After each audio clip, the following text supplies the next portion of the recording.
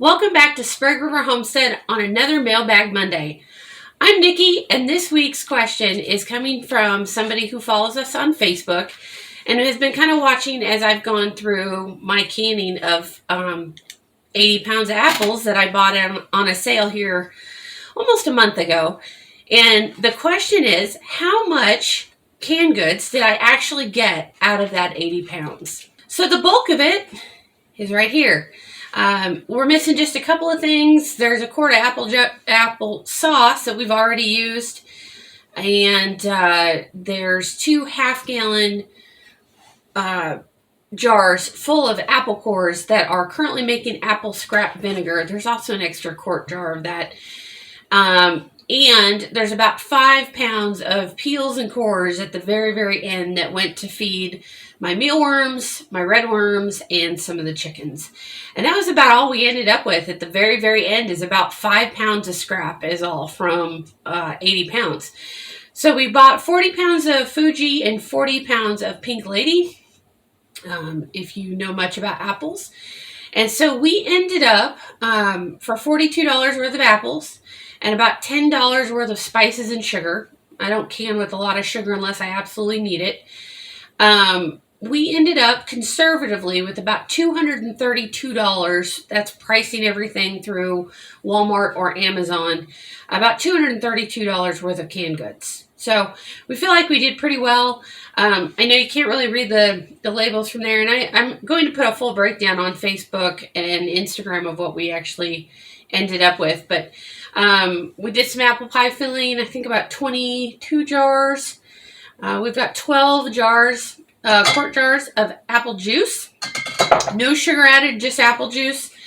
I did 3 jars, 3 pints of apple syrup, and that's rendering it down from juice made from cores and peels. So it was a scrap byproduct, basically. I've got 4 half pints of the apple onion chutney. So that's good for like meats and stuff. I know not everybody does chutneys. I've got 3 pints and a half of another kind of chutney that's an apple raisin. And then we've also got 6 jars of apple peel jelly. Again, that's juice coming from peels and cores, just scrap, basically.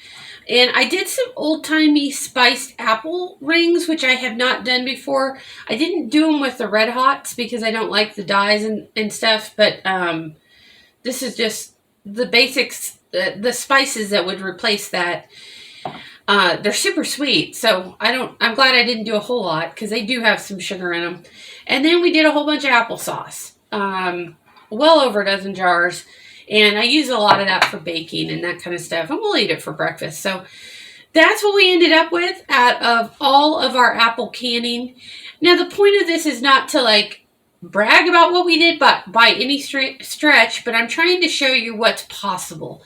When I first picked up 80 pounds of apples, one of the questions that kept getting asked over and over again on Facebook and Instagram is, what on earth are you going to do with all that? And somebody had said, well, if you're doing, because I said applesauce and apple pie filling, and the consensus was, well, you're just going to have so much waste and it's over. We tried to go as close to zero waste with this, and being that we've fed some critters with the rest of it, I'm content to say that we pretty much went zero waste with it. All the applesauce came from apples that we had cooked down and juiced to make the juice. So the applesauce was actually a juice byproduct. From that project, we did pull the cores out. The cores went to the scrap vinegar. So that was all fine. When I did the spiced apples, because our apples were massive, I had to cut the apples down to make sure that they would fit in the wide mouth jars. So all of those apple chunks actually went into the chutney, and all the peels from that project and the cores got juice to make the syrup and the jelly. So we did pretty well. That's where some of the apple pie cores and scraps went to, is to make that jelly and that syrup. So I feel pretty good about what we did. It's always nice to run the numbers on it and find out you actually went to the positive. Canning so much of the time is just about making sure that you've been able to provide your family with a product that's clean, right? That's not got a lot of fillers and additives and preservatives and that kind of stuff. But when you can do it and actually come out to the positive side, that's even better. So there you go. There is my answer to this week's Mailbag Monday about what did we end up with out of the 80 pounds of apples that we did. We'll be getting back to doing these Mailbag Mondays like every Monday. So if you have questions, even if they're kind of goofy questions, send them on over. You can leave them down in the comments, or you can send them to me at srhomestead@yahoo.com. You can also send them to me on Instagram. Instagram is funny though. Sometimes they get flagged into kind of a spam folder, and I don't see them for a while. So the Facebook page or the email or leaving comments here is probably the best way to go.